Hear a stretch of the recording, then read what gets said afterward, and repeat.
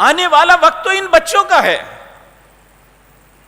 نبی کریم صلی اللہ علیہ وسلم ان جوانوں کے لیے یہ دعا مانگتے, اللہم انصر شباب المسلمین, اے اللہ مسلمانوں کے جوانوں کی مدد کر اور انہیں اسلام کی جوانی کا سبب بنا. تو حقیقتاً یہی ہمارا آنے والا وقت, یہی ہمارا مستقبل ہے, یہی اللہ کے گھروں کی رونق ہیں. ہمیں آج ان کی شرارت پہ نالا نہیں ہونا چاہیے, آج ان کی بلند آواز پہ ہمیں غصے میں نہیں آنا چاہیے, بلکہ ان کی تربیت کرنی چاہیے. اللہ اکبر.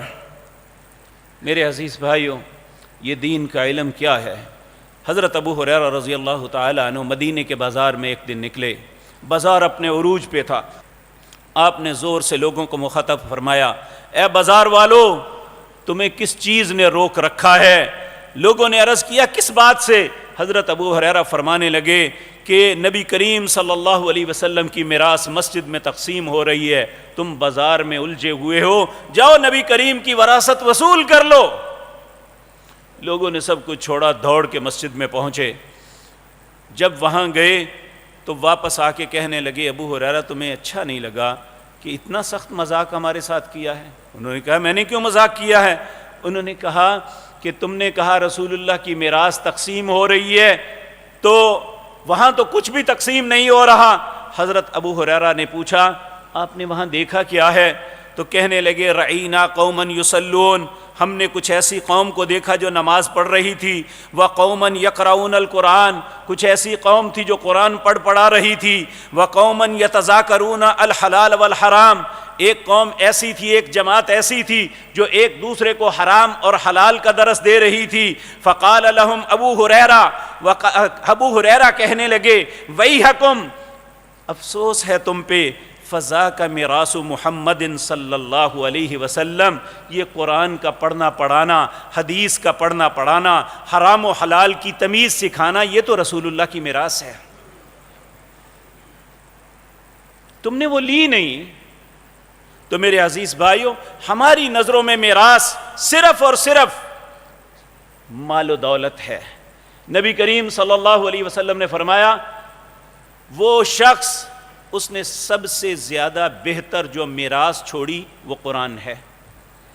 دو معنی ائمہ مفسرین نے کیے ہیں اس کے. ایک یہ کیا ہے, انسان جس قرآن پہ ہمیشہ زندگی بھر پڑھتا رہتا ہے, وہ چھوڑا تو اس کی اولاد میں سے کسی نے اس سے پڑھنا, کہا یہ بہترین میراث ہے جو اس نے اپنی اولاد کے لیے چھوڑی. اور ایک اس کا معنی یہ ہے کہ اس نے قرآن کا علم دوسروں کو دیا, یہ اس نے وراثت بانٹی ہے اپنی. جب تک لوگ پڑھتے رہیں گے, یہ سلسلہ پھیلتا رہے گا, اسے اس کا اجر ملتا رہے گا. آپ جتنے مرضی بڑے ریاضی دان بن جائیں, علم کیمیا کے مہارت بن جائیں, آپ مٹی سے سونا بنا دیں, لیکن اس کا کوئی اجر نہیں ملے گا. اجر اگر ملے گا تو قرآن پڑھنے پڑھانے کا بنے گا. ہم میں سے ہر انسان کو بہتر بننے کا شوق ہے. نبی کریم صلی اللہ علیہ وسلم نے فرمایا, خیرکم من تعلم القرآن وعلمہ, تم میں سب سے بہترین وہ ہے جو قرآن پڑھتا ہے یا قرآن پڑھاتا ہے. اللہ کے نزدیک سب سے بہتر وہ ہے. تو میں یہ بات پہلے بھی عرض کی آپ سے.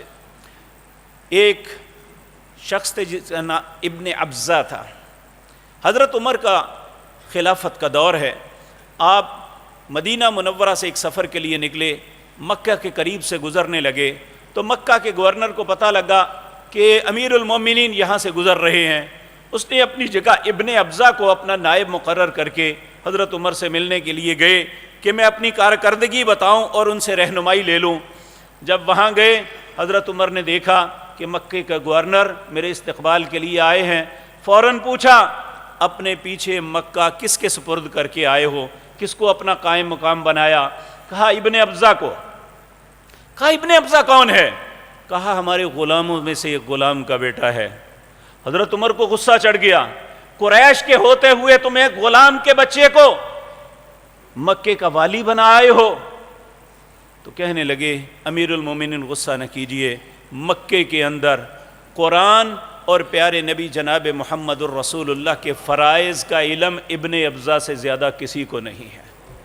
حضرت عمر رونے لگے، کہا آج مجھے رسول اللہ کی اس حدیث کی سمجھ آئی، ان اللہ یرفع بہذا الکتاب اقواما ویضع بہ آخرین، اللہ اس قرآن کی وجہ سے بہت سی قوموں کو عزت عطا کریں گے اور بہت سی قومیں قرآن کو چھوڑ کے ذلیل ہو جائیں گی۔ آج ہمارے پاس قرآن ہے، کوئی ایسا گھر نہیں جس میں یہ مقدس یہ صحیفہ نہ موجود ہو۔ آج رسول اللہ کے فرامین لوگ ایک ایک حدیث کو سیکھنے کے لیے مہینوں سفر کر کے مدینے سے مصر جاتے، مصر والے بصرے میں آتے، بصرے والے کوفے میں جاتے، شام میں فلسطین میں جاتے، لیکن آج تو مجموعے ہمارے گھروں میں ہو سکتے ہیں، چند روپوں میں رسول اللہ کا علم ہمارے گھر کی زینت بن سکتا ہے۔ اگر ہمیں سیکھنا ہے تو ہمارے لیے آج سے بہتر آسان کوئی وقت نہیں دنیا میں ملا۔